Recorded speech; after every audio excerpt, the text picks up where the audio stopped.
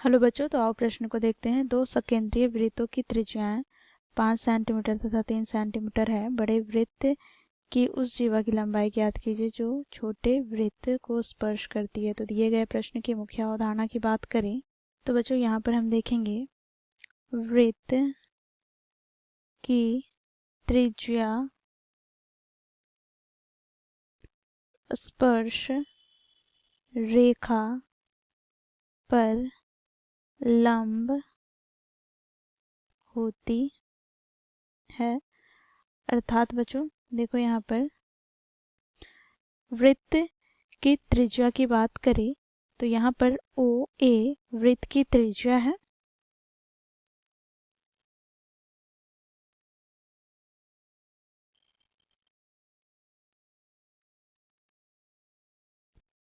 तथा बच्चों देखो यहाँ पर ये छोटे वाले वृत्त के स्पर्श रेखा की बात करें तो बच्चों यहाँ पर पी क्यू स्पर्श रेखा है।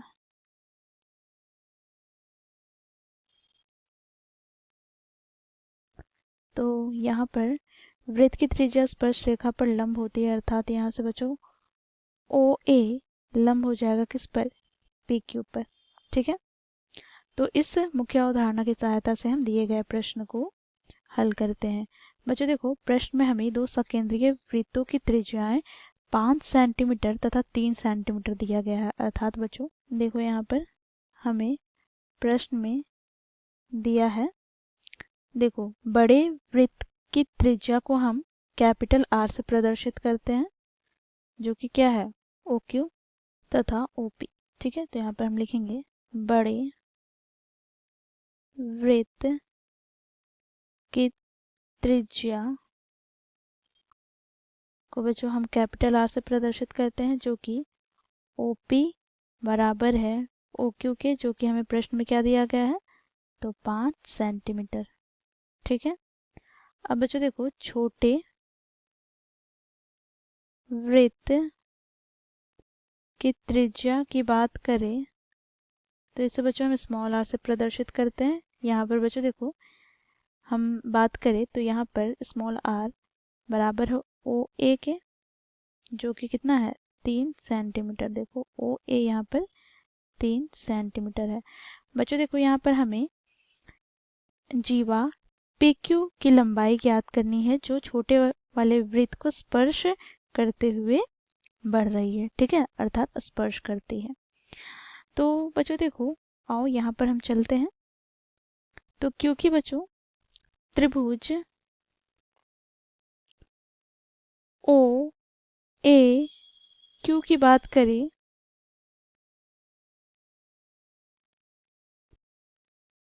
तो बच्चों देखो कोण ओ ए क्यू 90 डिग्री का है। क्यों, क्योंकि बच्चों देखो मुख्य अवधारणा में हम लोगों ने देखा कि वृत्त की त्रिज्या स्पर्श रेखा पर लंब होती है। तो यहाँ से ओ ए लंब है किस पर, तो पी क्यू पर। तो यहाँ से हमें कोण ओ ए क्यू बराबर प्राप्त हो जाएगा 90 डिग्री। अब बच्चों यहाँ पर हम पाइथागोरस प्रमेय का प्रयोग करेंगे। तो पाइथागोरस प्रमेय से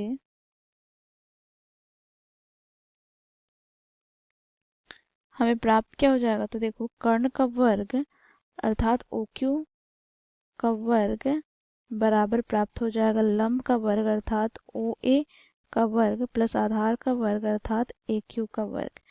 तो यहाँ से बच्चों देखो हमें ओ क्यू क्या दिया गया है, तो देखो ओ क्यू क्या है, तो बड़े वाले वृत्त की त्रिज्या जो कि 5 सेंटीमीटर दिया गया है। तो 5 का स्क्वायर बराबर ओ ए हमें क्या दिया गया है, तो ये हमें दिया गया है 3 सेंटीमीटर। तो यहाँ पर 3 का स्क्वायर प्लस यहाँ पर ए क्यू। ठीक है, ए क्यू का स्क्वायर। अब यहाँ से बच्चों देखो 5 का स्क्वायर क्या हो जाएगा 25 माइनस यहाँ पे 3 का स्क्वायर 9 बराबर ए क्यू का स्क्वायर। तो यहाँ से हमें प्राप्त हो जाएगा ए क्यू बराबर बच्चों देखो 25 में से 9 हटाएंगे तो 16, तो 16 का यहाँ पर वर्गमूल हो जाएगा। और बच्चों 16 को वर्गमूल से बाहर निकालेंगे तो हमें प्राप्त हो जाएगा 4 सेंटीमीटर ए क्यू का मान। बच्चों देखो यहाँ पर ए क्यू हमें 4 सेंटीमीटर प्राप्त हो गया। इसी प्रकार बच्चों हम पी ए ज्ञात करेंगे। तो बच्चों देखो यहाँ पर पी क्यू बड़े वाले वृत्त की क्या है, जीवा है। और बच्चों केंद्र से जीवा पर डाला गया लंब क्या होता है, जीवा को समद्विभाजित करता है। तो यहाँ पर हम लिखेंगे क्योंकि जीवा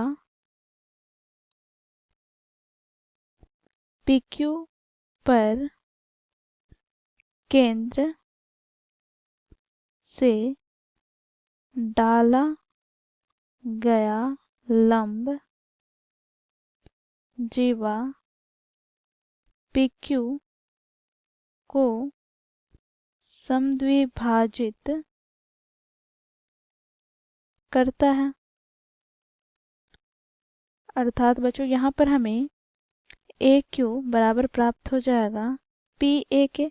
तो यहाँ से हम PQ की बात करें तो PQ हमें क्या प्राप्त हो जाएगा, तो देखो 2 गुनी AQ। और बच्चों AQ हम लोगों ने क्या ज्ञात किया है, 4 सेंटीमीटर। तो यहाँ पर 2 गुनी 4 सेंटीमीटर, अर्थात यहाँ पर बच्चों देखो PQ का मान हमें प्राप्त हो गया 8 सेंटीमीटर। तो यहाँ से बच्चों देखो PQ का मान हमने क्या ज्ञात कर लिया, 8 सेंटीमीटर। तो इस प्रकार मुख्य अवधारणा की सहायता से हम दिए गए प्रश्न को हल किए। आशा करती हूँ आप लोगों को यह प्रश्न समझ में आया होगा। धन्यवाद।